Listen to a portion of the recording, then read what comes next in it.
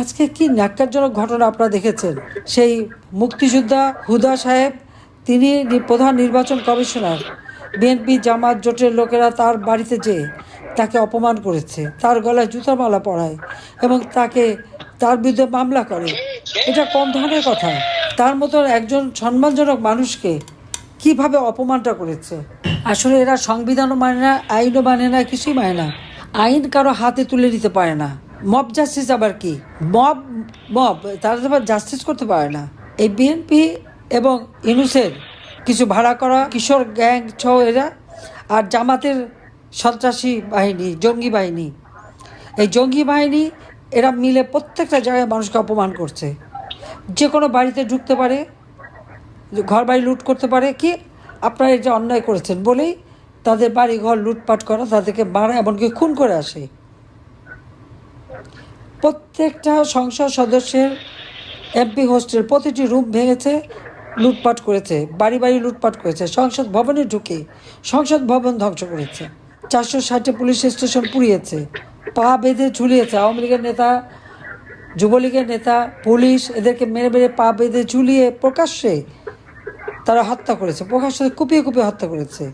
মুগ্ধ রাস্তায় কোথা থেকে গুলি এসে লাগলো, স্নাইপার রাইফেল দিয়ে গুলি, এবং প্রত্যেকটা আহতদের একই ধরনের, এবং গুলি হচ্ছে 7.62।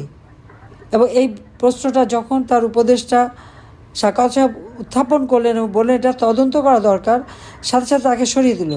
কিন্তু যখনই এই 6 জন হত্যাকাণ্ড হয়েছে, সাথে সাথে আমি জুডিশিয়াল এনকোয়ারি কমিটি করে দিয়েছিলাম, উচ্চ আদালতের বিচারক দিয়ে আমি জুডিশিয়াল এনকোয়ারি কমিটি করে দিই, এবং তারা এনকোয়ারি শুরু করে।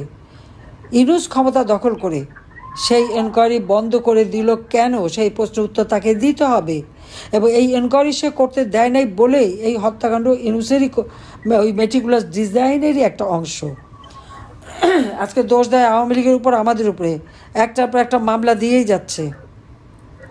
আমি তো মানুষ খুন করিনি, মানুষ হত্যা করে ক্ষমতায় থাকতে চাইনি। আবার আমলে 2009 সাল থেকে অনেক আন্দোলন সংগ্রাম হয়েছে।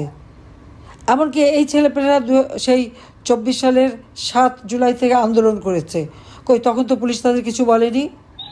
15 জুলাই থেকে তারা যখন পুলিশ হত্যা শুরু করলো, পুলিশকে আক্রমণ করলো, একের পর এক থানা আগুন দিয়ে পোড়ালো। ঢাকা শহরে কতগুলি থানা পুড়িয়েছে, তার ভিতরে পুলিশ সহ পুড়ে মারা গেছে। প্রকাশ্য দিবালোকে লাঠি দিয়ে পিটিয়ে পিটিয়ে মানুষ হত্যা করছে।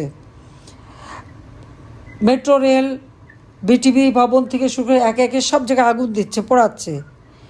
এটা কিন্তু